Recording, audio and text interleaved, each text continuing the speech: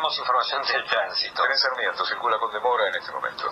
Bien, salió la cifra de la pobreza del INDEC, que es bastante parecida en términos generales a la cifra que había sacado la UCA, ¿no? La UCA creo que había sido algo como 32%, la del INDEC cierra el 2016 con el 30,3% y afecta, dice hoy La Nación, a 13,3 millones de argentinos. Dice que los datos del segundo semestre del año pasado, la indigencia fue del 6,1% e impactó sobre 2,5 millones de personas. El instituto dijo que no es un dato comparable. 2,5 millones de personas en la Argentina son indigentes. Fabián Medina es economista del INDEC y es referente del Frente Renovador de Sergio Massa. Buen día, soy Martín Pitón, ¿qué tal? ¿Qué tal, Martín? Buen día, ¿cómo estás? Bien, gracias por atenderme. A ver, si uno que no es experto en estadística y solamente mira las cifras más grandes, digamos, las más representativas, el número nada más. El número, diría, no es muy distinto a lo que arrojó la UCA. En realidad las dos mediciones son válidas, ¿sí? Lo que pasa es que hay diferencia en la forma de medición. Primero, INDEC habla que no es comparable contra el año anterior. ¿Por qué? Porque el año anterior se tomó un trimestre y este es un semestre, ¿sí? Okay. Un tiempo distinto. En cuanto a que son las dos válidas, significa que los dos números están correctos. ¿Cuál es la diferencia? A ver, INDEC está tomando línea de pobreza en 13.000, mientras que la UCA está en 13.900 y monedas, 14. Entonces, a ver, para que se entienda mejor, si yo hago una carrera de velocidad, arrancando los dos personas en el mismo lugar, y a la misma velocidad corriendo, y ahora le pongo la llegada a los 70 metros y otro le pongo a los 100, claro, obviamente que llega primero esto que llega en 100 metros, en 70, ¿sí? Entonces, ¿qué quiero decir con esto? Si yo tengo una cifra de 14 y otra de 13, obviamente que va a bajar el número. El número el más confiable por continuidad, por forma de medición, hoy está siendo de la UCA, que era 32,9. Aparte vos, para que tengamos una idea, todos los que son docentes, 400.000 docentes del país o 500.000, más incluido el empleado de comercio, está cobrando menos de 13.000 pesos en efectivo, ¿sí? Con ese esquema estamos hablando de que tanto los docentes, por ejemplo, al tener un dato más allá de comercio, y comercio incluido, serían pobres. Y estamos hablando por valores de convenio, no estamos hablando por negro, nada. Lo mismo que la indigencia... Pero no es que perdóname, no es que cobren eso, ¿no? Porque ahí no sé si se computa la antigüedad, ¿no? No, yo te estoy hablando sobre los docentes iniciales, que son alrededor del 20% del total de los docentes. Ahora, no todos los docentes son pobres, entonces. No, pero tenés 100.000 docentes que estarían dentro de la línea de pobreza. Está bien. Y tenés los del empleo de comercio, todo. Porque el convenio de comercio, con empleados con hasta 3, 4, 5 años de antigüedad, está cobrando 12.000 y pico de pesos en la mano.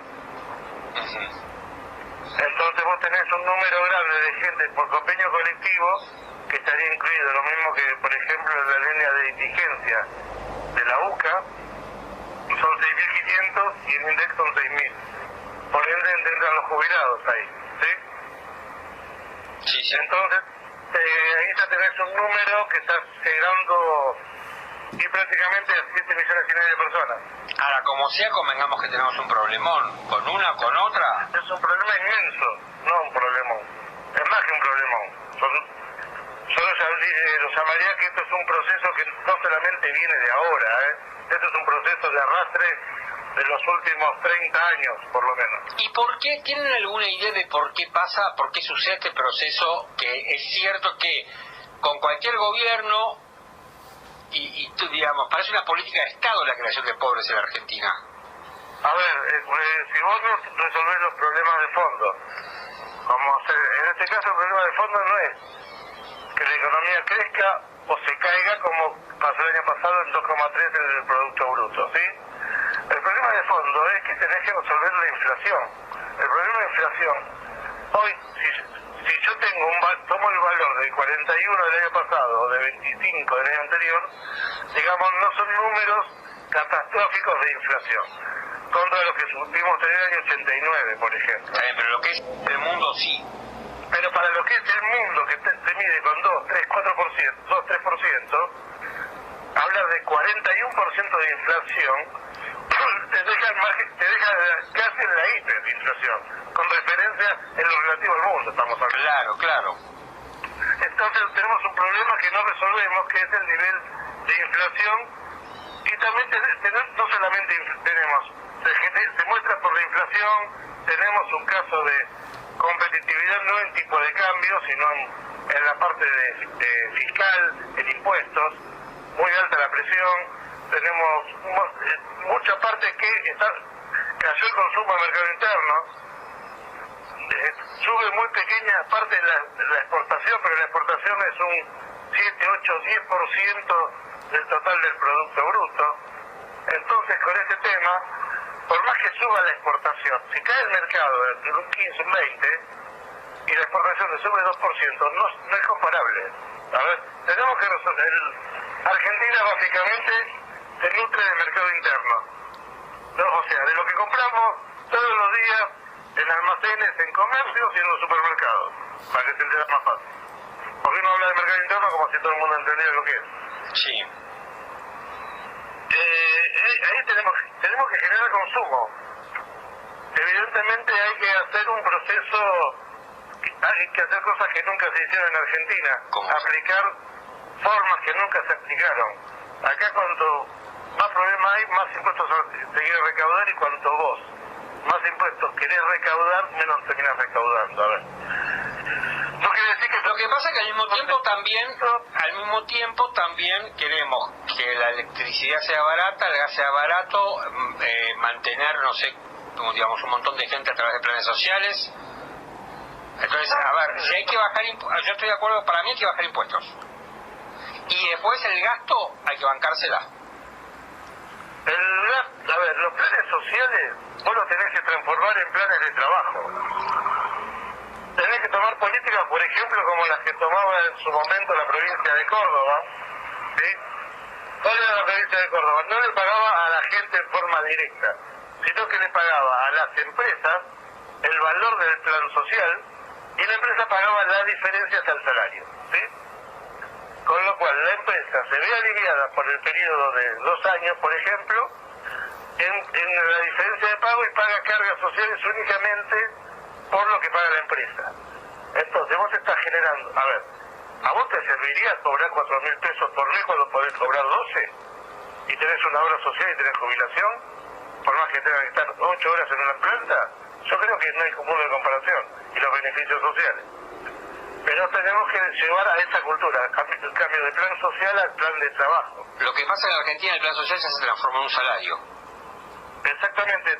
Entonces, el problema que tenés es un problema cultural ahora, que lo tenés que sacar de la parte social.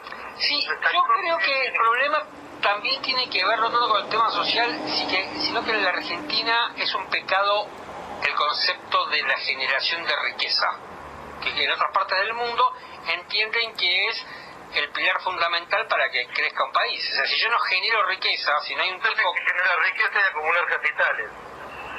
La generación de riqueza le corresponde al empresario, y el empresario no está mal que genere riqueza, ¿sí? Porque es el que invierte y el que pone en riesgo su propio capital. Acá se piensa que el dueño de una fábrica o el dueño de un local tiene la obligación de compartir la ganancia con el resto de los que Es un disparate. Eso es una cooperativa. Pero es un disparate. Porque no tiene que compartir nada. O sea, al empleado le paga por el trabajo que hace. Le paga por el trabajo que hace y de acuerdo a lo que marca la ley que tiene que pagar, nada más. Luego de eso, de toda la ganancia que tiene que recibir el dueño del local, el dueño del emprendimiento, y pagar los impuestos que le corresponden. Bueno, acá, digamos, la Argentina es una cosa muy loca porque se la pasa protegiendo gente y al final termina por desproteger a todos. Exacto. No solamente por eso, sino también tenés que entre 3 y 4 de cada 10 personas trabajan en negro. Tal cual. Fabián Medina, gracias por haberme atendido, te mando un abrazo. Un abrazo, muchas gracias. Hasta luego. Hablábamos con Fabián Medina, economista del INDEC y referente del